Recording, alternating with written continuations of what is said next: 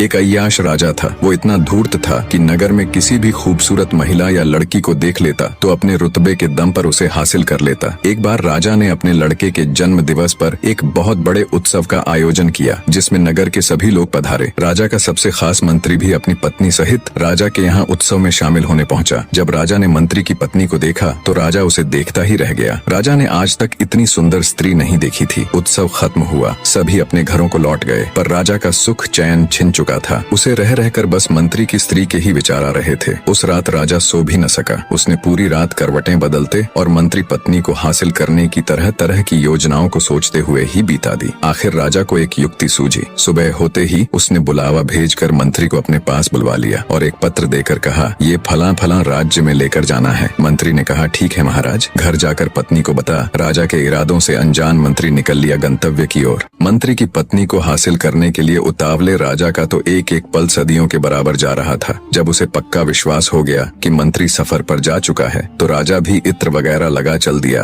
अपने शाही घोड़े पर बैठकर मंत्री आवास की ओर। जिस समय राजा मंत्री के घर पहुंचा उसी समय मंत्री की स्त्री, जिसका नाम कपाला था, नहाकर गीले बालों को घर के आंगन में बैठकर सुखा रही थी। जैसे ही उसने राजा को देखा वो तुरंत खड़ी हो गई और बोली, महाराज की जय हो। राजा ने हाथ उठा मंत्री वधु कपाला का अभिवादन स्वीकार किया। बोली, कहिए महाराज, आज इधर कैसे आना हुआ? राजा बोला, कुछ खास काम नहीं, बस इधर से गुजर रहा था तो सोचा क्यों ना अपने खास मंत्री के घर सब ठीक ठाक है कि नहीं, हाल चाल लेता चलूं। मंत्री वधु कपाला ने राजा को बिठा इज्जत और सेवा भाव से उसकी खूब खातिरदारी की और अच्छे अच्छे पकवान बना राजा के सामने पेश किए। राजा वहाँ खाना थोड़े न खाने गया था, थोड़ा बहुत खा पी अपने इरादे जाहिर करते हुए उसके हुस्न की तारीफ में बोला, मैंने आज तक अपनी जिंदगी में तुम जितनी खूबसूरत स्त्री नहीं देखी। राजा के बुरे इरादों को मंत्री वधु कपाला पहले ही ताड़ चुकी थी। वो एक समझदार और पतिव्रत नारी थी जो राजा के घर आते ही समझ चुकी थी कि राजा ने जानबूझकर उसके पति को बाहर भेजा है ताकि राजा उसे अपने जाल में फंसा अपने बुरे इरादों को अंजाम दे सके। कपाला बोली, महाराज एक बात बताए, शेर जंगल का राजा होता है क्या? जंगल के राजा को ये शोभा देता है कि वो झूठन खाए और गंदगी में मुंह मारता फिरे? जब एक न्याय देने वाला ही अन्याय करने लग जाए तो प्रजा कहाँ जाएगी? महाराज, आपको ये बिल्कुल शोभा नहीं देता कि आप अपने मंत्री की स्त्री से ऐसी बातें करें। मंत्री वधु कपाला के मुख से ऐसी समझदारी और आंख खोल देने वाली बातें सुनकर राजा खुद पर बहुत शर्मिंदा हुआ। उसे अब बहुत अफसोस हो रहा था। उधर मंत्री कुछ दूर ही चला था, तभी उसे ख्याल आया कि राजा का दिया हुआ पत्र तो घर ही भूल आया है। उसने तुरंत अपना घोड़ा मोड़ा और घर की तरफ दौड़ा दिया। मंत्री जब घर पहुंचा और घर के बाहर राजा का घोड़ा देखा तो उसके पैरों नीचे से जमीन निकल गई। उसे सारा माजरा समझते देर न लगी। मंत्री की पत्नी राजा के साथ रंगरेलियां मना रही है। यही सोच सोचकर मंत्री के खून का पानी बनते देर न लगी। फिर भी मंत्री खून का कड़वा घूंट पी गया और चुपचाप जाकर वो पत्र उठाया और बिना किसी की नजरों में आए, बिना किसी से कुछ कहे सुने घर से निकल गया और राजा की बताई जगह पर वो पत्र पहुंचा दिया। पत्र पहुंचाकर जब मंत्री राजा के सामने हाजिर हुआ तो राजा ने बहुत सारे हीरे जवाहरात इनाम के तौर पर मंत्री को दिए। मंत्री ने वो सारे हीरे जवाहरात ज्यों के त्यों अपनी पत्नी को दिए तो उसकी पत्नी ने कहा, ये इतना सब कहाँ से आया? मंत्री बोला, ये उसे राजा ने तोहफे में दिया है और उसके मायके छोड़ आया। ऐसे ही समय बीतता गया। ना तो मंत्री ने उसकी कोई खोज खबर ली और ना ही उसे लाने गया। जब इस बात को बहुत दिन हो गए तो मंत्री की पत्नी के भाई आखिर थक हार कर मंत्री के पास पहुंचे और कहा कि वो उनकी बहन को लेने क्यों नहीं आ रहा। तब मंत्री ने कहा, मैंने उसके प्रति अपने सभी कर्तव्य पूरे कर दिए हैं, वो अब मेरी जिम्मेदारी नहीं। मंत्री वधु कपाला के भाई राजा के सामने पेश हुए और मंत्री की शिकायत की।